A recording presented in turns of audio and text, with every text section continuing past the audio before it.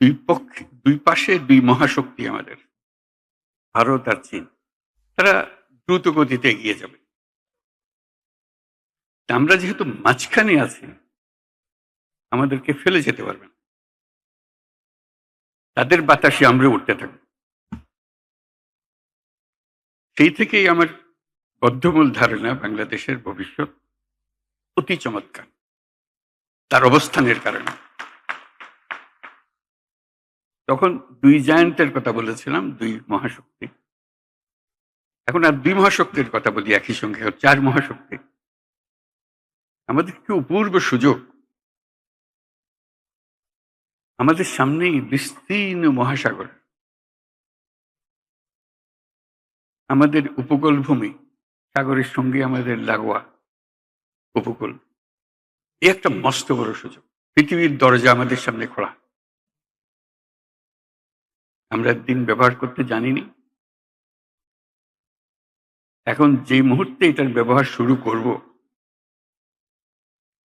আমাদের অর্থনীতিকে লোহার দড়ি দিয়ে বেঁধে রাখলে ওর বেঁধে রাখতে পারবে না।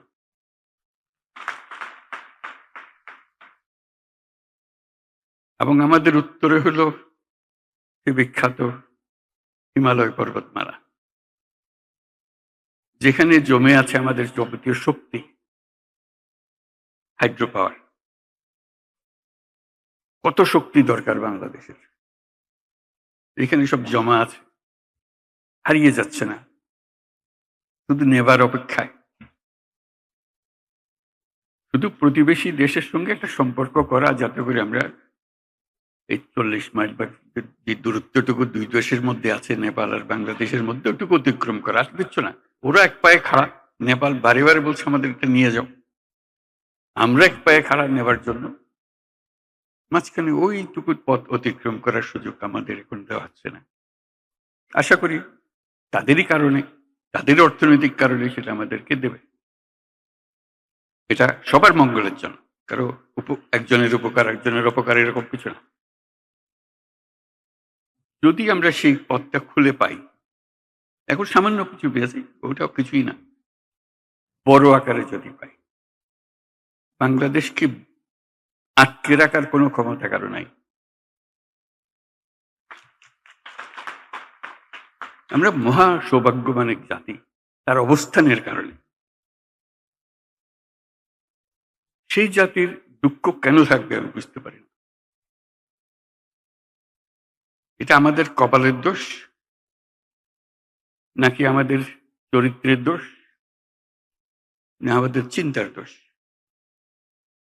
যদি হয়ে থাকে, সেগুলো থেকে আমরা মুক্ত হই।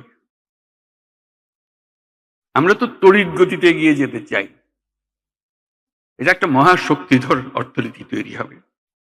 আজকে কুমিরা থেকে টেকনাফ পর্যন্ত যে উপকূল ভূমি, সেখানে যদি কাতারে কাতারে সব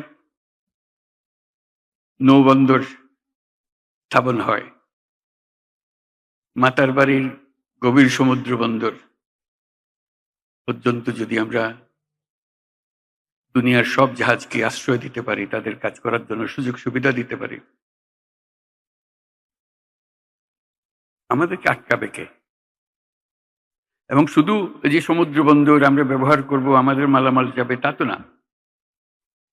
আমাদের একটা নিজস্ব অর্থনৈতিক অঞ্চল আছে, সেই অঞ্চলটাকে আমরা এখনো খুলতে পারিনি, কিন্তু অঞ্চল অপেক্ষা করছে আমাদের জন্য। আমাদের অঞ্চল হলো, উত্তরে হলো নেপাল আমাদের অঞ্চল।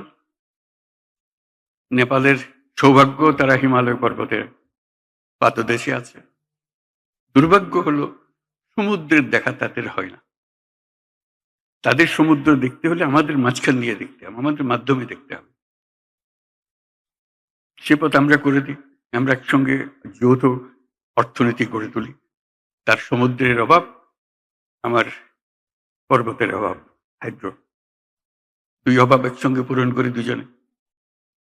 ভুটান একই কাণ্ড, তারও সমুদ্র দর্শন হয় নাই। তাকে সমুদ্রে আসতে হলে আমার পথ দিয়ে আসতে হবে, আমরা তাকে স্বাগত জানাই। তেমনি ভারতের পূর্বাঞ্চল একই অবস্থা, নেপালের যে অবস্থা, ভুটানের যে অবস্থা, নেপাল ভারতের সেভেন সিস্টারের একই অবস্থা। তার সমুদ্র দর্শন তার হয় না, হবে না। তার সঙ্গে আমরা যোগ দিই একসঙ্গে এই অর্থনৈতিক অঞ্চল।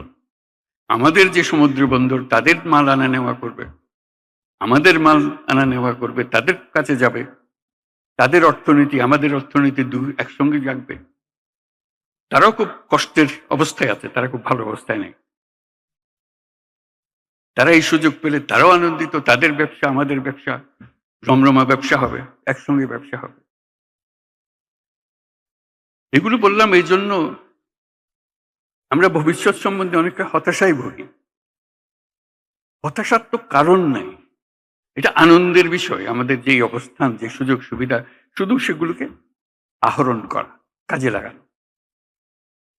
প্রক্রিয়া শুরু হয়েছে, এই প্রক্রিয়াকে জোরদার করা, যাতে করে আমরা এই অর্থনৈতিক অঞ্চল গড়ে তুলতে পারি। মালামাল সোজা চলে যাবে নেপালে, সোজা চলে যাবে ভুটানে, সোজা চলে যাবে সেভেন সিস্টার্সে। তাদের মালামাল আমাদের মাঝখান দিয়ে, আমাদের ব্যবসা তাদের ওখানে যাবে, তাদের ব্যবসা আমাদের এখানে আসবে। সেটাই তো হলো অর্থনীতি। কাজেই প্রাকৃতিক দিক থেকে আমরা খুবই সৌভাগ্য।